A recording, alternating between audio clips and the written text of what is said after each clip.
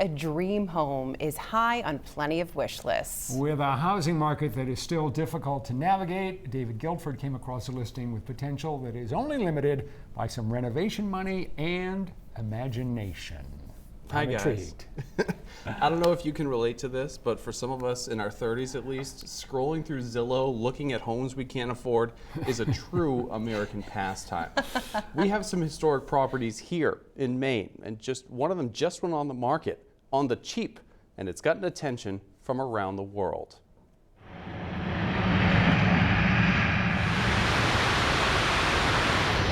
Like a lot of New England towns, Rumford has its share of old churches.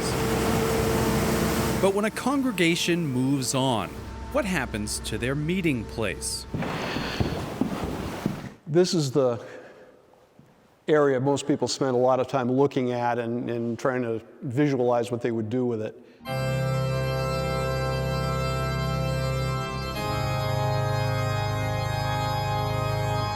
Built in 1902, this was originally the First Baptist Church of Rumford Falls. Its final flock sold the building 2 years ago. So there's an awful lot of things somebody with the vision and the money could do. Bryce Hamilton represents the current owner, who recently put it on the market for $150,000. This got a little convex mirror in it. So if you're sitting down here playing and you're trying to keep an eye on the kids behind you, you can see what's going on. It's a 4,400 square foot treasure trove of original wood and stained glass. But wait, there's more. Let's go downstairs. In the basement, I hadn't had time to get the lights on down here, so bear with me a minute. there's a basketball court. I'm guessing a lot of layups. I'm no athlete, but I can see that would be a challenge. It could make a team of elementary schoolers claustrophobic, but a basketball court nonetheless. Since Hamilton listed the property, it has gained international attention. Typically, a listing will, first 2 or 3 weeks out, it will probably be anywhere from 600 to 1,500 on a good listing. Hits? Hits, meaning people have looked at it online. This one, the first week it went out, was 29,000. I mean, I've never had that happen before. They're just everybody's looking at it. That doesn't mean everybody can buy it, but it's certainly intriguing to people.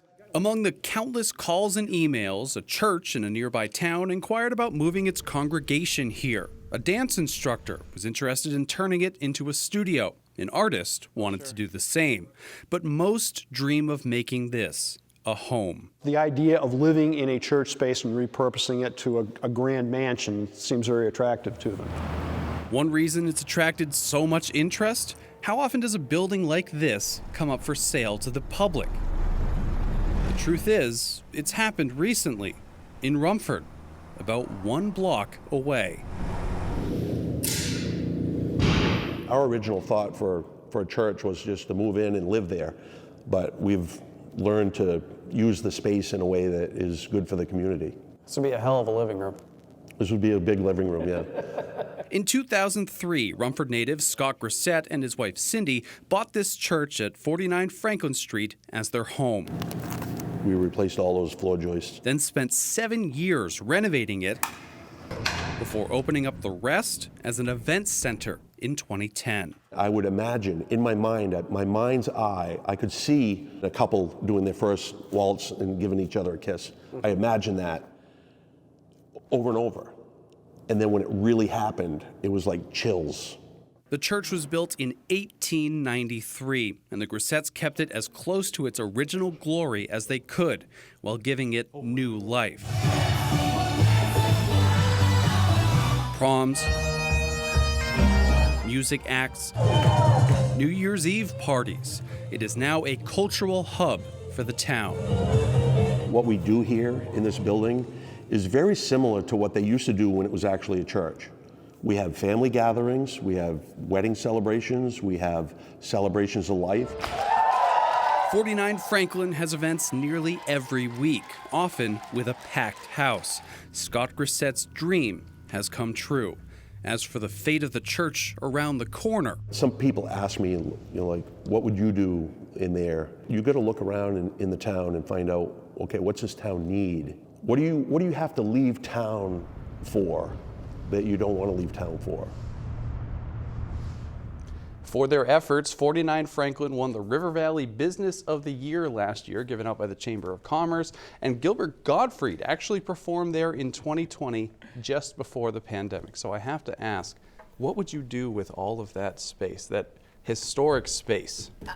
I mean, I know that it would take a little money, obviously, but I would love to make over a space like that, just because there's so much history inside of it, and it's so unique too, alone.